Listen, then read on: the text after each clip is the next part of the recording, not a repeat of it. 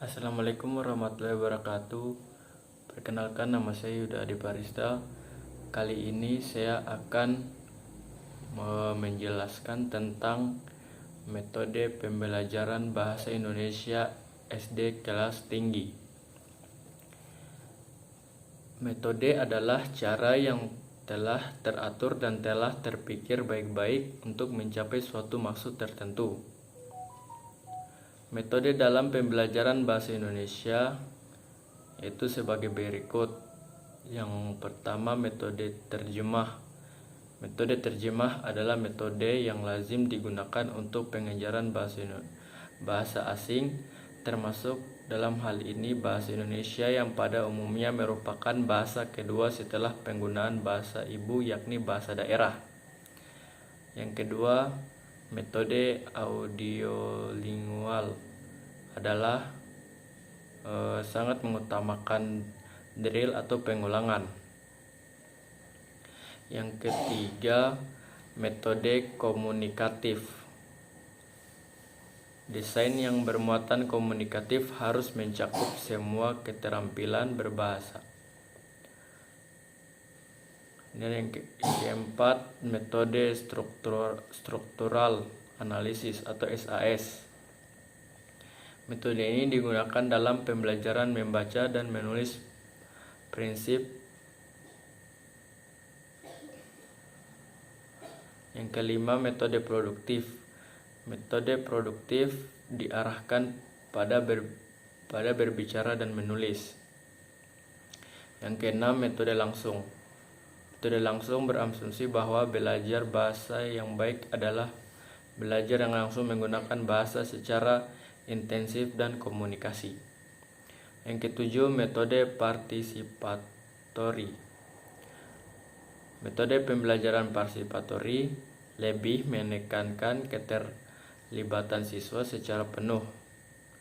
Yang ke-8, metode membaca. Metode membaca bertujuan agar siswa mempunyai kemampuan memahami teks bacaan yang diperlukan dalam belajar siswa. Yang ke-9, metode kuantum. Quantum learning atau QL merupakan metode pendekatan belajar yang bertumpu dari metode Freire dan Lozanov. Yang ke-10, metode pembatasan bahasa. Metode ini menekankan pada pembatasan dan penggradasian kosakata dan struktur bahasa yang akan diajarkan. B. Teknik pembelajaran bahasa Indonesia kelas tinggi.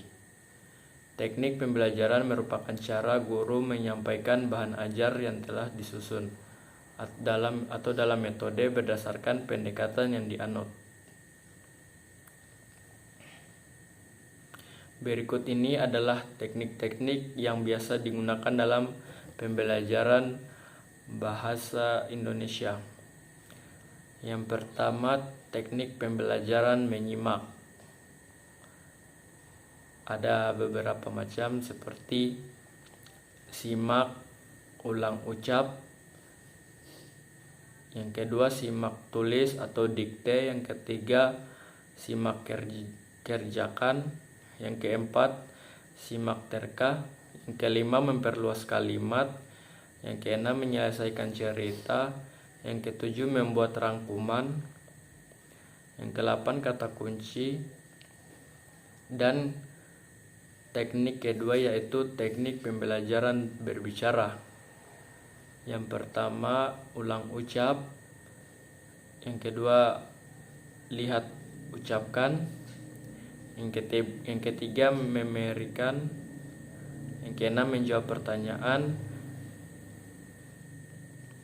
Selanjutnya, bertanya dan pertanyaan menggali, serta melanjutkan cerita, menceritakan kembali percakapan, parafrase,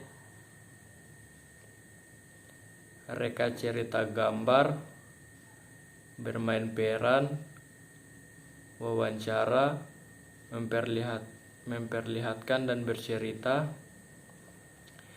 Dan ketiga, teknik pembelajaran membaca. A. Membaca survei, B. Membaca sekilas, C. Membaca dangkal, D. Membaca nyaring, E. Membaca dalam hati, F. Membaca kritis dan teliti, G. Membaca pemahaman. Dan itu saja yang dapat saya sampaikan. Lebih dan kurangnya mohon dimaafkan. Saya akhiri, wabillahi taufiq wal hidayah. Wassalamualaikum warahmatullahi wabarakatuh.